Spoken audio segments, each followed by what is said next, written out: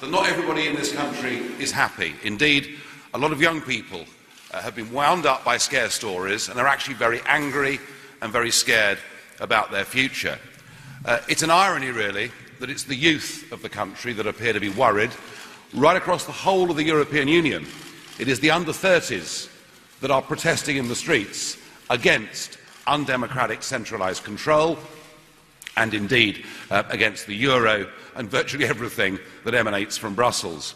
In time, I hope that some of these sharp divisions can be healed when people start to realise that actually life outside the European Union is really very exciting and we've got a much better, brighter future being in charge of our own lives. And certainly the stock markets, despite everything George Osborne told us, have rallied very strongly. FTSE is now about 14% higher than it was during its February lows. And I think a great delight to see the number of Commonwealth countries rushing forward in a bidding war to be the first people to sign a free trade deal with an independent United Kingdom. What the country needs is strong leadership. What it needs is direction. What it needs is not business as usual. I'm certain of one thing. I'm certain that the United Kingdom will leave the European Union. We've won that. And in terms of our Parliament and in terms of our courts, that is a great historic victory. What I'm less certain of is what deal is this government going to cut? And we need a new Prime Minister who puts down some pretty clear red lines that we're not going to give in on issues like free movement. And we need a Prime Minister that will not sell us out to what is known as the single market, but effectively a big business protectionist cartel. So we need a vision from our new leader, a vision that shows we're going to engage with the world and turn us into an enterprise economy. And to do that and to achieve that, we need a team of negotiators that include figures from across the political spectrum, which reflects that Brexit vote, and crucially, we need some business people who know not only how the world works, but understand the importance of lobbying industry directly. We need to be lobbying the German car industry, the French wine producers, because next year, both France and Germany have general elections. It is pressure on Merkel, it is pressure on Hollande from within those countries that is likely to get us the best possible deal. And we need to go global, and there is no reason to wait for this at all. As soon as we get a new Prime Minister, we need teams of negotiators. I'm told we haven't got the skill. I'm told we haven't got the competence or the expertise within our own civil service, which I suppose is the price you pay when you give away the ability to run your own country. So let's headhunt them. Let's get them in from Singapore or South Korea or Chile or Switzerland or any of these countries who've managed to achieve far more in terms of global trade deals than we have as part of a European Union. So we are now in charge of our own future, and I want us to grab this opportunity with both hands. Now, one of the questions that is being asked is, what of UKIP? What is the future for UKIP after this result? Well, we've clearly established ourselves as the third political force in this country, and this year we've extended our elected representation to the Welsh Assembly and to the London Assembly. And there's no doubt that without us, without the growth in UKIP, there would not have been a referendum. And there's also no doubt that when it came to the ground campaign in this referendum, it was the People's Army of UKIP who were out there delivering the leaflets, putting out the posters and doing all that work that needed desperately to be done. And I do believe myself that it's UKIP and UKIP's messages that inspired non-voters to go out there and make the difference. Without UKIP, there is no way that the Leave vote would ever have got over the line. So UKIP needs to be strong. We need to be strong and push to try and make sure that this country gets the best possible terms.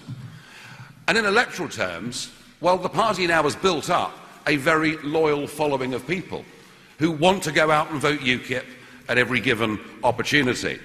And they see us, our voters, they see us as being the one party that's actually prepared to stand up for ordinary, decent people. I feel that the deeper the crisis in the Labour Party becomes, and there's certainly no signs of that going away, and the further the Parliamentary Labour Party and the Labour leadership get away from their own voters, I feel perhaps that's where our greatest potential lies. UKIP right now is in a very sound financial position. I do believe we need some reform of its management structures. I think there's further professionalism that needs to be done. But the party is in a pretty good place, certainly compared to all the others.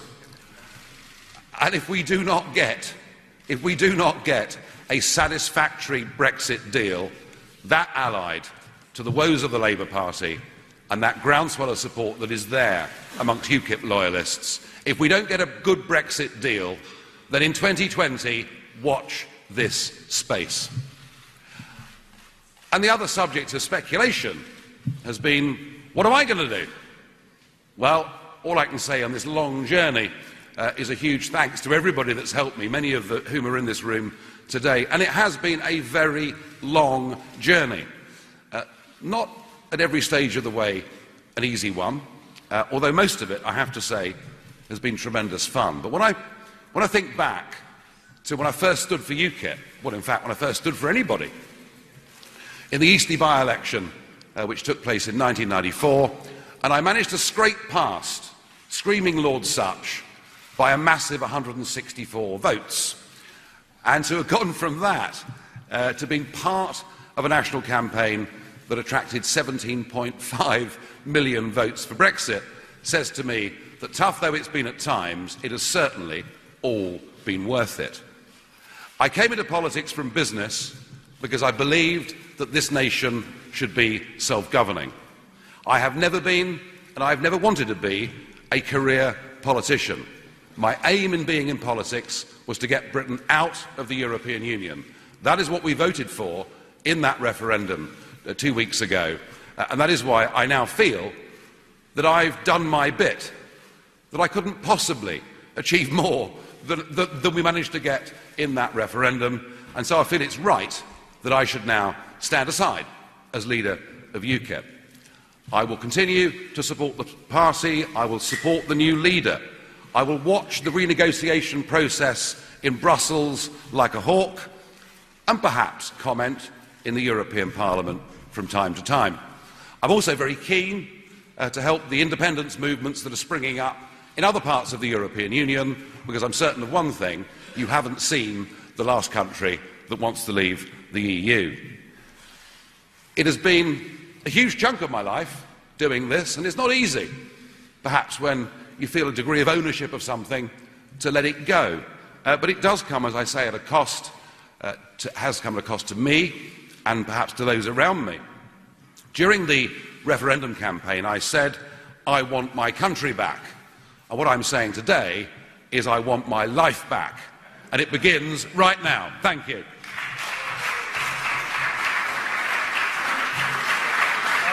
Nigel Farage, formerly the leader of UKIP. In the last minute or two, he has just said he has done his bit. He is standing down as leader of that party. It is right to stand aside. It sounded like it is effective from right now.